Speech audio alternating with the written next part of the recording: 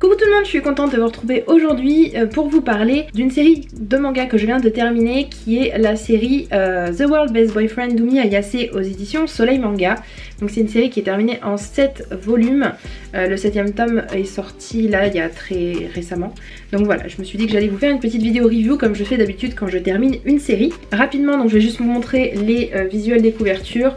Je sais pas si vous voulez vraiment tout voir, voilà, ça donne un petit peu ça, c'est un petit peu pastel, c'est très mignon, c'est très dans la lignée des shoujo.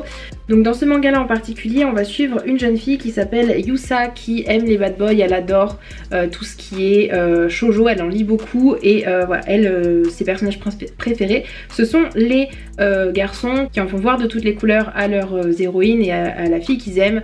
Donc Yusa a jeté son dévolu sur un garçon qui correspond un petit peu à ces critères là, et ce garçon c'est un garçon qui est dans le club de basket je crois bien. Et voilà, c'est ça, c'est un garçon plus âgé. Donc voilà, elle a un petit peu son fantasme on va dire. Et le problème c'est que sa meilleure amie est aussi amoureuse de ce garçon là.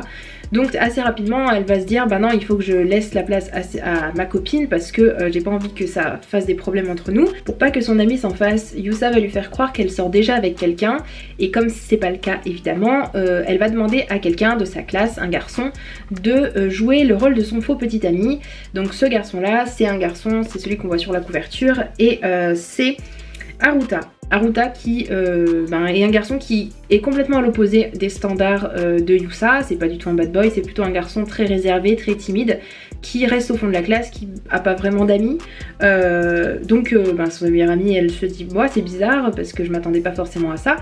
Mais bref, tout va pour le mieux, il n'y a aucun souci. Du coup Yusa demande à Haruta de jouer un petit peu le jeu pendant quelques semaines, un mois. Sauf que vous vous en doutez, ça va pas se passer comme ça. Et les deux vont pas se fréquenter forcément parce qu'il faut qu'ils fassent semblant de sortir ensemble. Et ils vont petit à petit s'ouvrir l'un à l'autre, discuter et puis s'aimer. Et voilà, le schéma classique. C'est le genre de petite histoire très mignonne, très douce. On se prend pas la tête, c'est très sympa à lire, j'aime beaucoup les dessins, je trouve qu'ils sont très mignons. Je montre peut-être pas forcément une des meilleures planches, mais voilà, je trouve que il y a un trait assez fin qui ressemble beaucoup aux autres shoujo. Voilà, j'ai rien à redire à propos de ça. Après si on en veut plus, voilà, on sera un petit peu déçu, mais pour ce qui est de la trame, pour ce qui est de l'évolution des personnages, je trouve que l'auteur fait vraiment bien les choses. Les deux personnages du coup au début, je sais même plus exactement comment Yusa décide que ce soit Haruta, je crois que c'est un petit peu au hasard. Haruta c'est un garçon comme je disais qui est très réservé, qui n'est jamais tombé amoureux de personne. On dirait qu'il a aucun sentiment. J'avais un peu du mal en fait avec ce personnage là et je me suis dit comment est-ce qu'on va avoir une histoire d'amour entre les deux personnages principaux. Parce qu'en fait c'est un peu Yusa, même si elle a jamais eu d'expérience non plus, c'est un peu elle qui va faire ouvrir les yeux à Haruta et qui va lui apprendre un petit peu ce que c'est l'amour et lui faire découvrir des sentiments nouveaux. On a assez rapidement une rivale qui vient et qui rentre en jeu, qui était déjà amoureuse d'Haruta avant.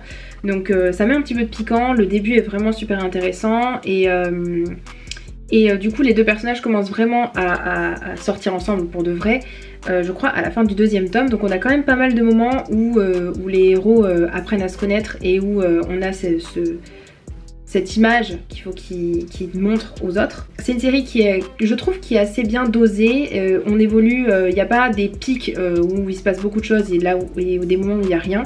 Parce que finalement les personnages ils vont pas plus loin que le bisou. Je crois que le bisou ça doit être le maximum. Donc voilà, ça avance très petit à petit. Et donc au fur et à mesure l'auteur intègre d'autres éléments à son histoire. La relation que Haruta a avec sa petite sœur avec qui il est très proche, c'est très fusionnel.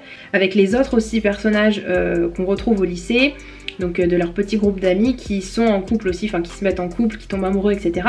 Donc on a des petits moments à côté en fait de ce couple principal qui font que ça rend les choses un petit peu plus intéressantes et un petit peu plus qui donne un petit peu plus de dimension, parce que si on était resté uniquement sur le couple principal, je pense qu'on n'aurait pas pu dire grand chose. Enfin en tout cas moi je pense que je me serais ennuyée. Mais là, il y a des petites choses à côté qui font que c'est plutôt intéressant. Donc en bref, c'est un manga que j'ai plutôt bien apprécié, les personnages sont assez mignons, il y a une petite évolution bien sympathique. C'est quelque chose qui se lit tout seul. Si vous aimez les shoujo, si vous aimez tout ce qui est mignon, ça me fait penser un petit peu à Oni que j'avais lu il y a un petit moment déjà. Mais voilà, c'est une série qui avance doucement mais on se prend pas la tête en la lisant. Si vous aimez les shoujo d'habitude, ça pourra vous faire passer un bon moment. Après, c'est pas le shoujo de l'année, c'est pas le shoujo du siècle, il y a des shoujo qui sont beaucoup plus intéressants. Si on veut autre chose qu'une histoire d'amour, on n'aura pas ça dans ce manga là. Donc voilà, si vous avez lu cette saga, n'hésitez pas à me le dire en commentaire. Et moi je vous dis à bientôt dans une prochaine vidéo. Ciao ciao!